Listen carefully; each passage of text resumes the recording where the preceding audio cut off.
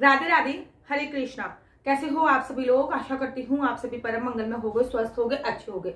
सब प्रथम आप सभी को जया एकादशी की बहुत बहुत शुभकामनाएं। और आज की जो वीडियो है वो है जया एकादशी के व्रत का पारायण कैसे करें। आप लोगों को पता है कि एकादशी के व्रत का संपूर्ण फल तभी प्राप्त होता है जब आप सही समय पर और सही तरीके से व्रत का पारायण करें। जैसे दसवीं तिथि के नियम बहुत जरूरी है, कंपलसरी है, एकादशी का व्रत बहुत कंपलसरी, ठीक उसी प्रकार से व्रत का जो पारायण होता है वो सही समय पे हो, व्रत का जो पारायण है वो एकदम सही तरीके से हो, तो एकादशी के व्रत का जो संपूर्ण फल है वो आपको प्राप्त होता है। तो आज बात करेंगे जया एकादशी के व्रत का पारण कैसे करना चाहिए। पूरी डिटेल में व्रत का पारण कैसे करते हैं कि आपकी 7 पीढ़ियां तर जाए, मायके की 7 पीढ़ियां आपकी ससुराल पक्ष की तर जाए, या फिर आपके 7 जन्मों के जो पाप है वो क्षीण हो जाए और 7 जन्मों के आने वाले पाप है वो क्षीण हो जाए। उसके ऊपर ऑलरेडी वीडियो मेरे यूट्यूब चैनल पे है, लेकिन आज बात करेंगे कि जया एकादशी के व्रत का पारण कैसे करेंगे। सबसे पहले आपको पारण का समय बता देती हूँ। पारण का जो समय है वो 7 बजे से लेके 7 बजे से लेके 9:21 तक है, अर्थात इस बीच में आपको व्रत का पारण एनी हाउ करना ही करना है। जब द्वादशी तिथि के हरिवासन का समय निकल जाता है उसके बाद व्रत का पारण किया जाता है। तो 7 बजे से लेके 9:21 के मतलब 9:21 तक, अर्थात ये 2-2.5 घंटे का समय आपको लगभग मिल रहा है। इस बीच में आपको व्रत का पारण करना बहुत जरूरी है। पारण करने के लिए आपको सुबह सुबह उठना है। उठने के बाद आपको स्नान करना है। स्नान करने के बाद आपको अपने मंदिर प्रांगण में जाना है, अपने बाल गोपाल लड्डू गोपाल को उठाना है। लड्डू गोपाल को उठाने के बाद उनको स्नान कराना है।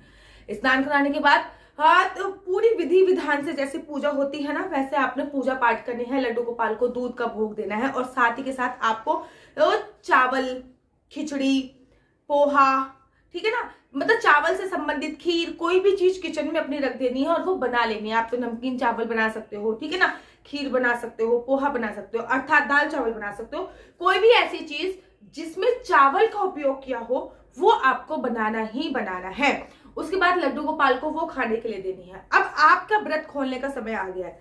अपने व्रत खोलने से पहले आपको किसी ब्राह्मण को अपने घर पे बुलाना है, अर्थात किसी पंडित जी को अपने घर पे बुलाना है, उनको खाना खिलाना है। खाना खिलाने के बाद दक्षिणा आपको अवश्य देनी है। दक्षिणा जो होती है वो आपकी भूल चूक की माफी होती है, कि कोई भी भूल हो गई हो उसके लिए माफी होती है जो दक्षिणा होती है।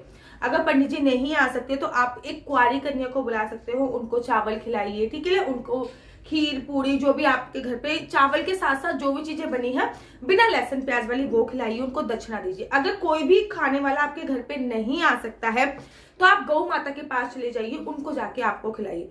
अगर गौ माता के पास भी नहीं जा सकते तो मंदिर में आप वो एक थाली है वो दे के आ जाइए। अगर इतना भी नहीं कर सकते दीदी तो हम क्या करें, तो फिर आपको वो सूखा आइटम जैसे कि थोड़े से चावल आपने निकाल लिए, दाल आपने निकाल ली, चावल आपने निकाल लिए, आटा आपने निकाल लिया और एक सब्जी फॉर एग्जाम्पल 5-6 आपने आलू ले लिए और उसमें दक्षिणा मिलाकर आपने मंदिर में दान कर देनी है या फिर किसी को भी दान कर देनी है। अगर ये भी संभवते नहीं है तो आपने एक थाली के आराम से, जितना की थाली आती है 51 रुपए, आजकल 51 रुपए तो बहुत, 51 रुपए की तो कोई थाली आती भी नहीं है, 101 रुपए 51 रुपए आपने निकाल कर लड्डू गोपाल के पास उसको रख देना है और रख देना है कि भैया जब मैं किसी ब्राह्मण या फिर किसी गरीब को ये पैसे मैं दान करूंगी, आज एकादशी के व्रत का मैं पारण करूं। अब आपको पहुंच जाना है अपने बाल गोपाल लड्डू गोपाल के पास। उनको खाने के लिए आपने चावल ऑलरेडी पहले से दे रखे हैं। अगर आपका, सबसे पहले निर्जला व्रत के बारे में बता देती हूँ, और वो वाली वीडियो तो आप लोगों ने देख ही रखी होगी ना, जिसमें मैं आपको बताती हूँ कि आपको चने लेने हैं और चनों को बीच में से तोड़ लेना है। वाले चने लेने जो बंदर खाते हैं उनको बीच में से तोड़ लेना है, उनको अपने हाथों पे रखकर आपको ये बोलना है कि भगवान मेरे 7 जन्म के सारे पाप दूर करें और मैं 7 पीढ़ी मेरी तर जाए, और उनको पीछे फेंक देना, मतलब 14 टुकड़े हो जाएंगे तो उनको पीछे फेंक देना। ये वीडियो कैसे कैसे करना है इसके लिए वीडियो ऑलरेडी मेरे यूट्यूब चैनल पे पड़ी हुई है कि द्वादशी तिथि का सही तरीके से पारायण इस तरीके से कैसे होता है। आज मैं सिंपल केवल जया एकादशी के व्रत का पारायण बता रही हूँ। लड्डू गोपाल के पास पहुंच जाना है आपको और उसके बाद लड्डू गोपाल का, अगर आपका सबसे पहले निर्जला व्रत है, व्रत कोई कोई निर्जला रखता है, तो निर्जला व्रत है तो जिस जल से आपने लड्डू गोपाल को स्नान कराया है उस जल को सबसे पहले अपने हाथ में लेना है, तुलसी का दल रखना है, उसको पी जाना है और मस्तक पे लगा लेना है। ऐसा आपको 7 बार करना है।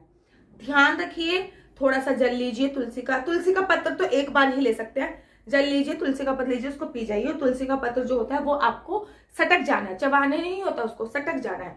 ऐसा आपको 7 बार करना है जिनका निर्जला व्रत है। उसके बाद आपको जब अगर निर्जला व्रत है तो आपको गन्ने का जूस पीना। अब आपको दीदी गन्ने का जूस क्यों पीना है?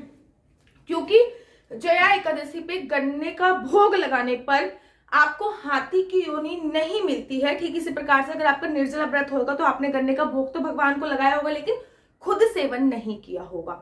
अगर आपने खुद सेवन नहीं किया तो जब निर्जला एकादशी का व्रत आपका विश्राम होगा तो आपको वो गन्ने का जो भोग है वो खाना होता है। इस बात का आपको विशेष तौर पर ध्यान देना होता है। उसके बाद आपको जो आपने लड्डू गोपाल को चावल दे रखे हैं उसको अपनी थाली में ट्रांसफर करना है। केवल आपको अपनी थाली में लेने हैं और उसके बाद वो भोजन प्रसादी आपको पाने हैं। ये तो हो गया निर्जला वालों का।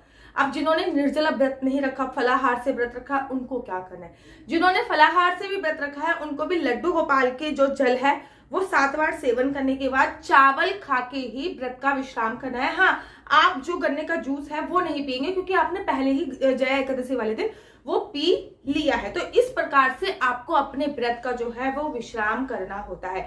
साथ ही के साथ व्रत विश्राम आपका हो गया और आपने चावल अच्छी तरीके से खा लिए। उसके बाद दोपहर को आप फ्रूट्स इत्यादि खा सकते हो, चाय इत्यादि पी सकते हो और शाम को आप फिर दोबारा से भरपेट भोजन कर सकते हो। शाम को जो आप भोजन कर रहे हो उसमें भी लहसुन, प्याज, मांस, मंत्रा, मसूर की दाल और गाजर, मूली और बैगन का उपयोग ना करें। द्वादशी वाले दिन एक समय रात्रि को भोजन करना चाहिए और सुबह सुबह जो आप राइस वगैरह, चावल वगैरह खा रहे हो ना, वो तो प्रसादी के रूप में ही आपको खाया जाता है। तो इस प्रकार से आप अपने व्रत का पारायण किया जाता है। आपने जो पैसे निकाले हैं वो आप किसी मंदिर में जाके किसी ब्राह्मण को दे दीजिए। पैसों में हमेशा 1 का सिक्का जरूर लगाइए क्योंकि जो आपका दान जा रहा है ना वो 1 रुपया ही जाता होता है। तो आशा करती हूँ आपको मेरी संपूर्ण वीडियो अच्छी लगी होगी। अगर आपको मेरी वीडियो अच्छी लगती है तो आप अपना यूट्यूब चैनल हरि बोल को लाइक शेयर सब्सक्राइब करना बिल्कुल भी मत भूलिए। तब तक के लिए मुझे दीजिए इजाजत। राधे राधे, हरे कृष्णा, हरि बोल।